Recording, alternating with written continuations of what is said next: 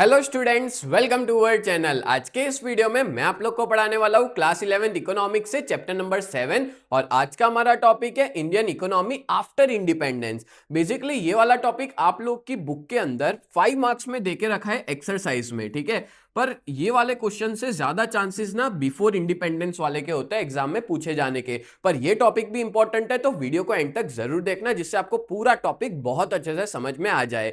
आगे बढ़ने से पहले मैं आपको बता दूं कि अगर आपने चैनल को सब्सक्राइब नहीं किया है ना तो जल्द से जल्द कर लेना, बिकॉज जब तक आपका 11-12 फिनिश नहीं हो जाता तब तक मैं आपके लिए वीडियोस बनाता रहूंगा और मुझे ना आप लोग के सपोर्ट की काफी ज्यादा जरूरत है। तो आप लोग ये वीडियो को अपने जितने भी दोस्त है ना सब तक शेयर कर दो और सबको कह दो कि हमारी चैनल को सब्सक्राइब करें। और आपके एक सब्सक्राइब से हमको मोटिवेशन मिलता है कि हम आपके लिए ऐसे ही अलग अलग तरह के वीडियोस लेकर के आए। और अगर मान लो आप 11th की बहुत बढ़िया तरीके से प्रिपरेशन करना चाहते हो तो आप लोग हमारी नीव बैच में ज्वाइन हो सकते और उसमें ज्वाइन होने के लिए आपको ना हमारी ऐप डाउनलोड करनी पड़ेगी और ऐप की लिंक डिस्क्रिप्शन में देके रखी है। तो चलिए शुरुआत करते हैं आज के हमारे इस टॉपिक की, इंडियन इकोनॉमी आफ्टर इंडिपेंडेंस।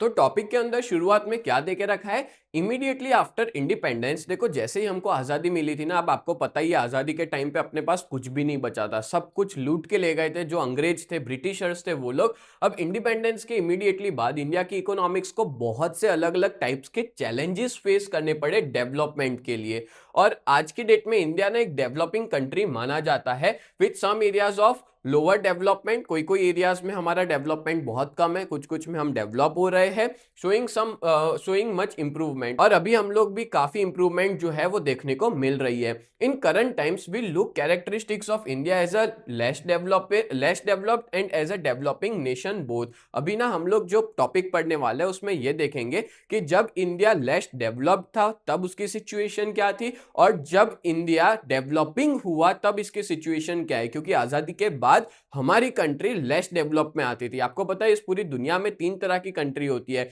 एक डेवलप्ड होती है, दूसरी डेवलपिंग होती है और तीसरी लेस डेवलप्ड होती है। डेवलप तो आपको पता ही अच्छी होती है, सबसे बेस्ट। हम लोग अभी करंटली डेवलपिंग इकोनॉमी में है, बट जब आजाद हुए थे ना तब हम लोग लेस डेवलप थे। तो हर एक तरह की हम लोग इसकी कैरेक्टरिस्टिक्स जो है वो देखेंगे कि उस टाइम पे क्या हाल था और अभी क्या हाल है, ठीक है। चलो शुरुआत करते हैं। तो पहला पॉइंट देके रखा है पर कैपिटा इनकम।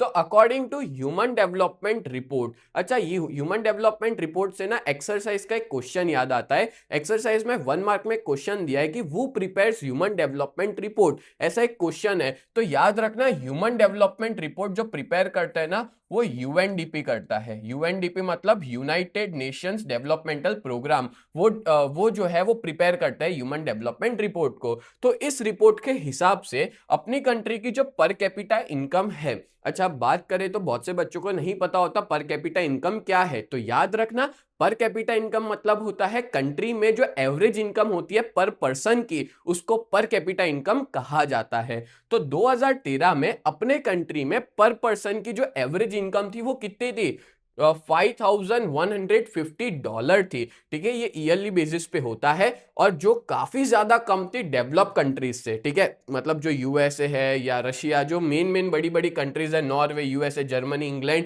ये सारी डेवलप्ड कंट्रीज है, उनसे तो हमारी कम थी, बल्कि बहुत सी डेवलपिंग कंट्रीज से भी हमारी कम थी। जैसे चाइना से कम थी, श्रीलंका, सोचो श्रीलंका छोटा सा है पर 2013 के अंदर हमारी पर कैपिटा इनकम, हमारे कंट्री के पर पर्सन की इनकम श्रीलंका के पर पर्सन की इनकम से कम हुआ करती थी, ठीक है। जो कि एक बहुत ही खराब चीज है, हम ऐसा कह सकते हैं। तो देखो श्रीलंका अपनी थी 5150 और श्रीलंका की 9250, ऑलमोस्ट डबल जैसा ही था, करीब करीब डबल था, ठीक है। और ये जो मैंने आपको समझा है वो ये टेबल में ही देके रखा है। आप देख सकते हो कि सबसे पहले नंबर पे आता था नॉर्वे और उसकी थी $63,909 पर कैपिटा इनकम। ये डॉलर्स में देके रखा हुआ है, ठीक है, क्योंकि इंटरनेशनल लेवल पे हर एक चीज डॉलर में मेजर की जाती है। इंटरनेशनल एक्सेप्टेबल करेंसी है डॉलर, ठीक है। अपने को ये सारी चीजें याद नहीं रखनी, अपने को खाली एक ही चीज याद रखनी है इस टेबल के अंदर, और वो है इंडिया का, कि इंडिया का उस टाइम पे $5,150 पर कैपिटा इनकम हुआ करती थी। सोचो हमारी श्रीलंका से भी कम थी,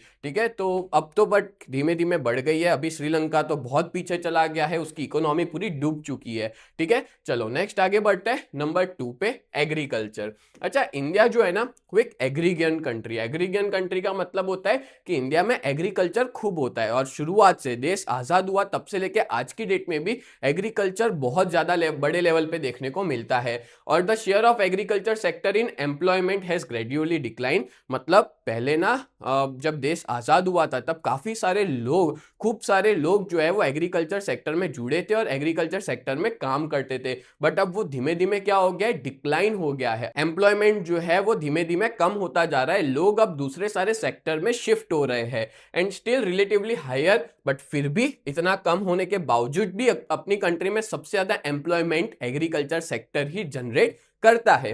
देखो डेवलप नेशंस जो होते हैं, जैसे यूएसए ले लो, जर्मनी ले लो, इंग्लैंड ले लो, ये जितने भी डेवलप नेशंस है ना, वो लोग के यहाँ एम्प्लॉयमेंट एग्रीकल्चर में बहुत कम होता है। उन कंट्रीज में इंडस्ट्री और सर्विस सेक्टर में लोग ज्यादा जुड़े हुए होते हैं, ठीक है। बट इंडिपेंडेंस के टाइम पे याद रखना, अपनी कंट्री में 72% पॉपुलेशन एग्रीकल्चर सेक्टर में थी, एग्रीकल्चर सेक्टर पे डिपेंडेंट थी, मतलब रोजगार पाते थे। कितनी परसेंट? 72। मतलब 72 मतलब 100 में से 72 लोग एग्रीकल्चर सेक्टर में थे। भाई ऑलमोस्ट पूरा देश ही हम कह सकते हैं, ठीक है। बट ये जो है प्रपोर्शन डिक्रीज हो गया, 2001-2 में 58 हो गया। और ये डेटा याद रखना, ये लेटेस्ट डेटा है, 2013-14 में कितने परसेंट हो गया? 49%। यानी कि जो एक टाइम पे 72% लोग एग्रीकल्चर सेक्टर में थे, अब वो लोग सिर्फ बच गए 2013-14 में 49%। फिर भी आप देखो, आधी पॉपुलेशन, 50% पॉपुलेशन अभी भी किसमें है? एग्रीकल्चर सेक्टर में काम कर रही है, एग्रीकल्चर सेक्टर से रोजगार पा रही है। बोलो क्लियर हो गया? डन है। चलो नेक्स्ट बढ़ते आगे। इंडस्ट्री सेक्टर की बात करें कि इंडिपेंडेंस के बाद इस सेक्टर का क्या हाल था, तो इंडस्ट्रियल सेक्टर जो था वो एम्प्लॉयमेंट और नेशनल इनकम दोनों ही चीज बढ़ी है। एम्प्लॉयमेंट भी बढ़ा है और नेशनल इनकम में भी इसका कंट्रीब्यूशन बढ़ा है। और इस वजह से इंडिया को ना कंप्लीटली इंडस्ट्रियलाइज नेशन कहते हैं, पर अभी भी वो हुआ नहीं है। देखो लास्ट लाइन में दिया भी है, बट इतना सब करने के बाद भी गवर्नमेंट ने बहुत ट्राई किया कि अपनी कंट्री ना इंडस्ट्रियलाइज नेशन हो जाए, पर फिर भी इंडस्ट्रियलाइज नेशन नहीं बन पाई है, ठीक है। क्यों? उसके पीछे की वजह भी है, क्योंकि देखो अपनी कंट्री शुरुआत से एग्रीकल्चर पे बेस्ड थी। आज की डेट में भी अपनी कंट्री में ज्यादातर लोग एग्रीकल्चर ही करते हैं, ठीक है। मतलब ऐसा समझ लो इकोनॉमी के पीछे सबसे बड़ा हाथ एग्रीकल्चर सेक्टर का है। अगर एग्रीकल्चर सेक्टर गया ना तो इंडस्ट्रियल सेक्टर भी बंद हो जाएगा, सर्विस सेक्टर भी बंद हो जाएगा। क्यों? क्योंकि एग्रीकल्चर सेक्टर ही इंडस्ट्रियल सेक्टर को रॉ मटेरियल्स देता है, और इंडस्ट्रियल सेक्टर का सबसे बड़ा कस्टमर भी एग्रीकल्चर सेक्टर है। सोचो देश की आधी जनता तो कहाँ है? एग्रीकल्चर सेक्टर में। 49% ज्यादातर लोग भी कहाँ काम करते हैं? एग्रीकल्चर सेक्टर में। सो इंडस्ट्रियल सेक्टर किस पे डिपेंड है? एग्रीकल्चर पे। तो दैट्स व्हाई, इसलिए हमारी कंट्री आज भी इंडस्ट्रियलाइज सेक्टर में इंडस्ट्रियलाइज कंट्री नहीं बन पाई है, इंडस्ट्रियलाइज नेशन नहीं बन पाई है, ठीक है। अब अपने कुछ फैक्ट्स और फिगर्स देख लेते हैं। तो इंडस्ट्रियल सेक्टर का जो एम्प्लॉयमेंट है, देखो जब देश आजाद हुआ था ना उस टाइम पे 51 में 10.6% था। मतलब 100 में से 10 लोग कौन से सेक्टर में थे? एग्रीकल्चर सेक्टर में थे। और 2011-12 में वो प्रपोर्शन बढ़ के कितना हो गया? 24.3%। 24.3% लोग एग्रीकल्चर सेक्टर में जुड़े हैं। तो 10 से 24% में ग्रोथ हुआ है। दैट्स व्हाई मैंने बताया एम्प्लॉयमेंट में बढ़ोतरी देखने को मिली है। फिर नेशनल इनकम की बात करें तो 50-51 के अंदर अपनी कंट्री में 16.6% लोग नेशनल इनकम में मतलब नेशनल इनकम में उनका कंट्रीब्यूशन था। जैसे 100% नेशनल इनकम आ रही है तो उसमें से 16% तो कौन से सेक्टर से आ रही थी? इंडस्ट्रियल सेक्टर से आ रही थी। और 2013-14 में कितना हो गया वो? 26%, ठीक है। अब देख लो आप लोग, नेशनल इनकम में भी क्या हुआ है? इंक्रीमेंट देखने को मिला है, ठीक है। Beside the national industrial sector 2/3 of the export earning. अच्छा ये याद रखना, एमसीक्यूज में आ सकता है। अपनी कंट्री में आज की डेट में 2/3 एक्सपोर्ट अर्निंग जो है वो इंडस्ट्रियल सेक्टर की वजह से आती है। मतलब 3 चीज हम लोग एक्सपोर्ट कर रहे हैं उसमें से 2 चीज तो इंडस्ट्रियल सेक्टर की है, तो 2/3 एक्सपोर्ट अर्निंग मतलब मेजॉरिटी अपने जो एक्सपोर्ट कर रहे हैं उसमें इनकम इस सेक्टर की है। एंड तो the industrial sector is progressing, industrial sector धीमे धीमे प्रोग्रेस कर रहा है, बट फिर भी आज की डेट में हम लोग इसको डेवलप कंप्लीटली इंडस्ट्रियलाइज नेशन नहीं कहते। आज की डेट में भी इंडिया को एग्रीकल्चर कंट्री ही कहा जाता है, एग्रीगेन नेशन ही कहा जाता है। क्लियर? चलो नेक्स्ट आगे बढ़ते हैं, सर्विस सेक्टर। वैसे ना ये वाले टॉपिक के अंदर आपको थोड़ा डेटा ज्यादा देखने को मिलेगा और एग्जाम में आता है तो आपको डेटा भी बताना पड़ेगा, बट सब कुछ बताने की जरूरत नहीं। आप लोग ना लेटेस्ट डेटा याद रखना, 2013-14 का या 2011-12 का, वो लिख के आओगे तो भी आपको अच्छे मार्क्स मिल जाएंगे। चलो नेक्स्ट देखें सर्विस सेक्टर। तो देखो जो सर्विस सेक्टर का शेयर है एम्प्लॉयमेंट में, वो 1951 में 17.3% था, मतलब 100 में से 17 लोग सर्विस सेक्टर में थे, जो 2011-12 में बढ़ के कितना हो गया, 27% हो गया। ठीक है, 2020 वाला मैं इतना कंसीडर नहीं करता क्योंकि याद करने की भी जरूरत नहीं है, आपको वो भी लेटेस्ट ही याद रखना है। ठीक है, 11-12 वाला। देन आगे बात करें तो सर्विस सेक्टर का नेशनल इनकम में कितना शेयर था, तो देश आजाद हुआ तब 30%, 30.3% नेशनल इनकम में इनकम जनरेट करता था सर्विस सेक्टर, जो कि बढ़ के 2014-15 के अंदर कितना हो गया, 52%, जो कि काफी अच्छा ग्रोथ देखने को मिला है सर्विस सेक्टर के अंदर। सर्विस सेक्टर काफी आगे बढ़ा है and such increasing share of service sector shows that India is moving fast on the path of growth and development. ये जो सर्विस सेक्टर का शेयर धीमे धीमे बढ़ता जा रहा है, सर्विस सेक्टर आगे बढ़ रहा है ना, तो ये चीज बता रहा है कि अपनी कंट्री ग्रोथ और डेवलपमेंट के कगार पे है, अच्छा खासा कंट्री आगे बढ़ रही है। ठीक है,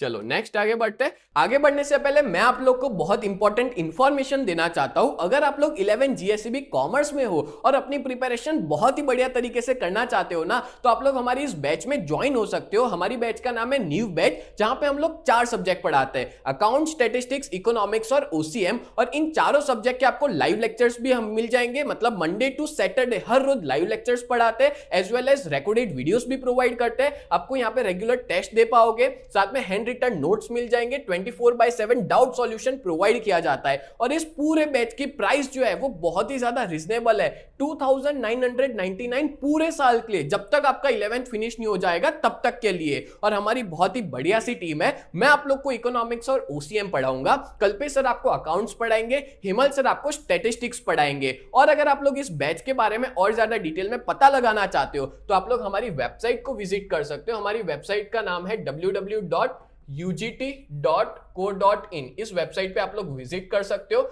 एज वेल एज अगर आप लोग ने अभी तक हमारी ऐप को डाउनलोड नहीं किया है तो प्ले स्टोर पे जाकर के UGT नाम से आप सर्च कर सकते हो, प्ले स्टोर पे अवेलेबल है, जाके डाउनलोड कर लीजिए। और अगर आप लोग आईफोन यूजर हो तो ऐप स्टोर के ऊपर माई इंस्टीट्यूट के नाम से अवेलेबल है, आप वहां पे जाकर के भी डाउनलोड कर सकते हैं। और उसका ORG कोड है VUGKX, उसका ORG कोड है। ठीक है, और अगर आप लोग हमारा कांटेक्ट करना चाहते हो, अपने पेरेंट्स की बात करवाना चाहते हो, तो हमारा कांटेक्ट नंबर है 7202012221। ये हमारे ऑफिस का कांटेक्ट नंबर है, इस पे आप लोग कांटेक्ट कर सकते हो। सच बता रहा हूं, इस बैच में अगर आप ज्वाइन हो जाते हो ना तो आपका बहुत ही बढ़िया रिजल्ट आएगा। अभी तक बहुत सारे ऐसे बच्चे हैं जो इस बैच में जुड़ चुके हैं, और बहुत से ऐसे भी बच्चे हैं जो ऑफलाइन में भी ट्यूशन जाते हैं और अपने बैकअप के लिए वो लोग हमारी इस बैच में जुड़े हुए हैं, और जिनका रिजल्ट भी बहुत अच्छा खासा आ रहा है। तो जल्द से जल्द आप लोग हमारी इस बैच में जुड़ जाइए, जिसमें आपका ही फायदा है। चलो आगे बढ़ते हैं नेक्स्ट टॉपिक पे, पॉपुलेशन ग्रोथ।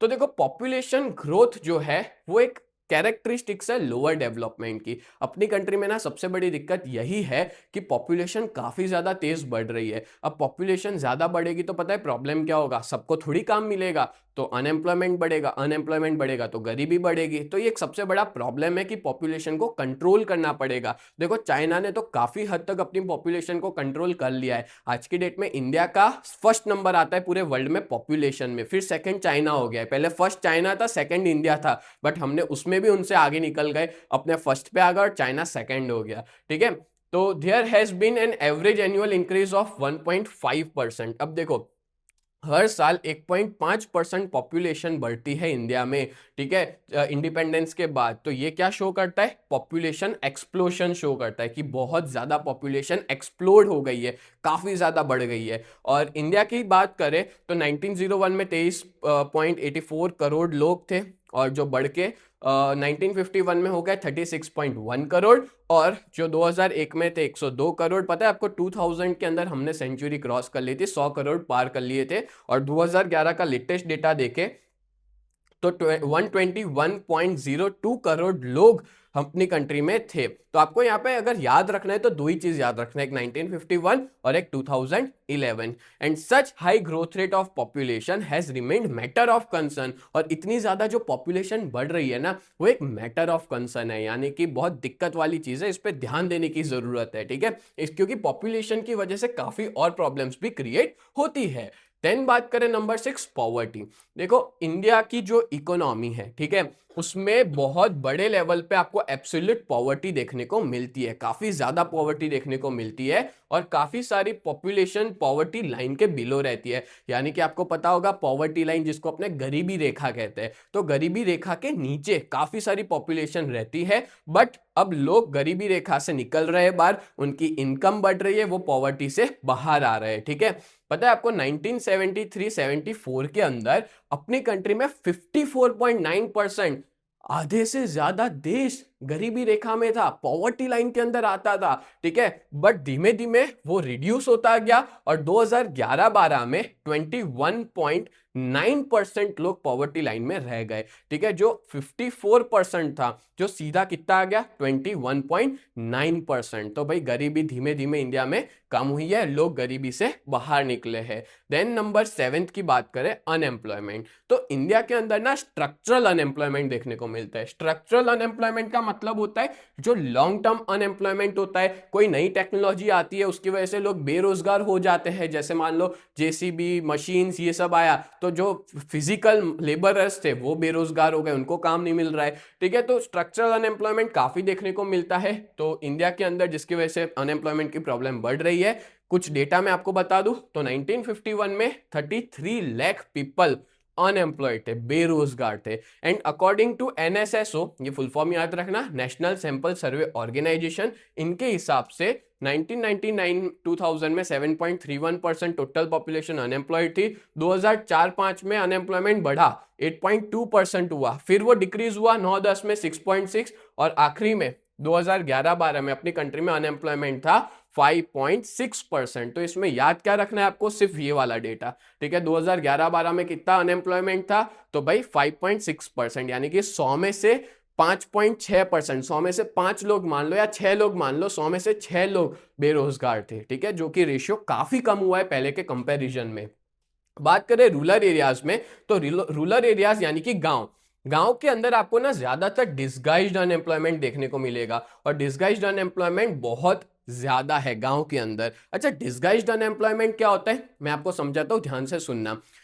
कोई सेक्टर में, जैसे फॉर एग्जांपल ये ज्यादातर एग्रीकल्चर सेक्टर में देखने को मिलता है, जैसे खेत है, ठीक है, उस लिमिटेड खेत है, उस खेत के अंदर 5 लोग अगर काम करें तो ठीक है, मतलब 5 लोग मिलके मान लो 200 टन गेहूं का प्रोडक्शन कर रहे हैं, वीट का प्रोडक्शन कर रहे हैं, ठीक है, मतलब इतने लोग होंगे तो चलेगा। पर एक्चुअली में 10 लोग काम कर रहे हैं। अरे भाई जगह तो उतनी ही है, पर करने चाहिए 5, कर कितने लोग रहे काम, 10 लोग, मतलब कि 5 लोग एक्स्ट्रा है। ऐसे देखने जाए तो काम तो सभी को मिल रहा है, सभी लोग एम्प्लॉयड है, पर 5 लोग का कंट्रीब्यूशन कुछ भी नहीं है, क्योंकि खेत की जगह लिमिटेड है। एक्स्ट्रा 5, अगर वो मैं 5 लोग को हटा दूंगा ना, तो बाकी के 5 लोग मिलके भी उतना ही काम करेंगे। मतलब टोटल 10 लोग थे, जिसमें से 5 लोग का कोई कंट्रीब्यूशन नहीं है, रिमेनिंग 5 को मैं हटा दूंगा, और जो 5 बचेंगे वो भी मिलके 200 टन का ही वीट का प्रोडक्शन करेंगे। तो बोलते हैं ना कि जरूरत कम लोगों की है पर भरे हुए ज्यादा, और जिसकी वजह से क्या हो रहा है, डिस्गाइज्ड अनएम्प्लॉयमेंट देखने को मिलता है।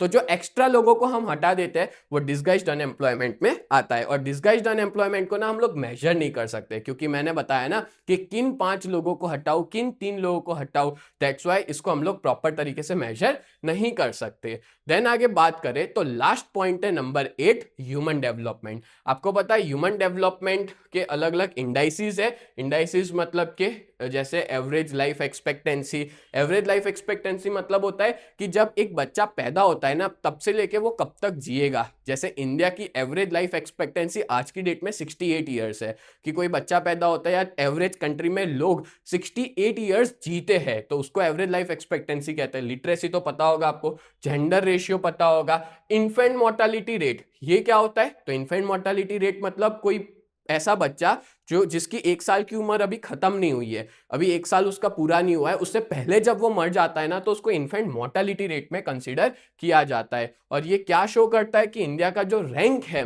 वो बहुत पीछे है ह्यूमन डेवलपमेंट के अंदर। ह्यूमन डेवलपमेंट यही शो करता है। अच्छा, ह्यूमन डेवलपमेंट जो होता है ना वो हमेशा जीरो, ह्यूमन डेवलपमेंट इंडेक्स जो होता है वो हमेशा 0 से 1 के बीच में होता है, ठीक है। जितना 1 के पास में होगा उतना अच्छा है, जितना 0 के पास में होगा उतना बुरा है, ठीक है।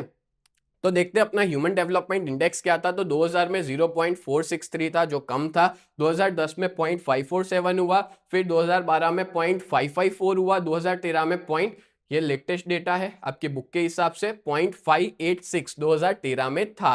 तो वो इंप्रूव किया है पहले के कंपैरिजन में, बट फिर भी वर्ल्ड की बाकी सब कंट्रीज के मुकाबले हमारा एचडीआई काफी पीछे है। ह्यूमन डेवलपमेंट इंडेक्स जो है वो बहुत कम है। 2013 में अपना पता है कौन सा रैंक था? 187 कंट्रीज है एचडीआई के अंदर, उसमें से 136 नंबर का रैंक था। बोलो टॉप 50 के अंदर भी हम लोग नहीं आते थे, ठीक है। उतना कम है अपनी कंट्री का ह्यूमन डेवलपमेंट इंडेक्स। बोलो क्लियर हो गया? तो आज के इस वीडियो में मैंने आपको बहुत ही बढ़िया तरीके से इंडियन इकोनॉमी आफ्टर इंडिपेंडेंस वाला टॉपिक एक्सप्लेन किया। तो उम्मीद करता हूं ये पूरा टॉपिक आपको बहुत अच्छे से समझ में आया होगा। तो ऐसे ही वीडियोस देखने के लिए आप लोग हमारी चैनल को सब्सक्राइब करें। तो मिलते हैं नेक्स्ट वीडियो में, तब तक के लिए bye and thank you so much.